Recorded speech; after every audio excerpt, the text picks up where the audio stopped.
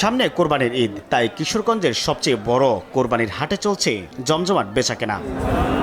জেলার সবচেয়ে বড় পশুর হাট নিকলির সাজনপুর হাওরে সকাল থেকে জমজমাট বেচাকেনা শুরু হয়েছে। সারা দেশ থেকে কৃষক, পাইকার, খামারি গরু নিয়ে এসেছে। দূর দূরান্ত থেকে আসছেন ক্রেতারাও। বাজারে তুলনামূলকভাবে বড় গরুর দাম কম, মাঝারি গরুর চাহিদা এবং দাম দুটোই বেশি। তবে মোটের উপর দাম তুলনামূলক কম জানান ক্রেতা বিক্রেতারা। অনেক দাম মূলামূলি পরে লাস্ট পর্যায়ে 1 লক্ষ টাকা দিয়ে কেনা হয়েছে। দুইটা বিক্রি করছি 350, একটা বিক্রি করছি 550। 15 দিন আগে কিনছিলাম 72,000 টাকা দিয়ে।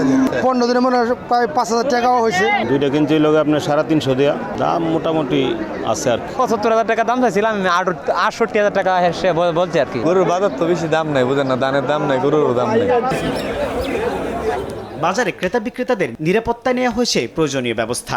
দূর থেকে আসা পাইকার ও বিক্রেতাদের জন্য গাড়ি পার্কিং সহ প্রয়োজনীয় ব্যবস্থা নেওয়া হয়েছে বলেও জানান বাজারের ইজারাদার। নিরাপত্তার ব্যাপারে আমরা 100% দিই। যত দূর থেকে আসুক ওনাদেরকে আমরা নিরাপত্তা দিই।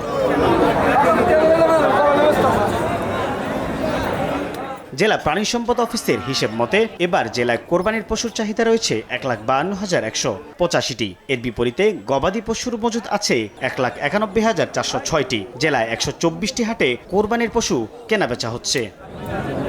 সময় সংবাদ, কিশোরগঞ্জ।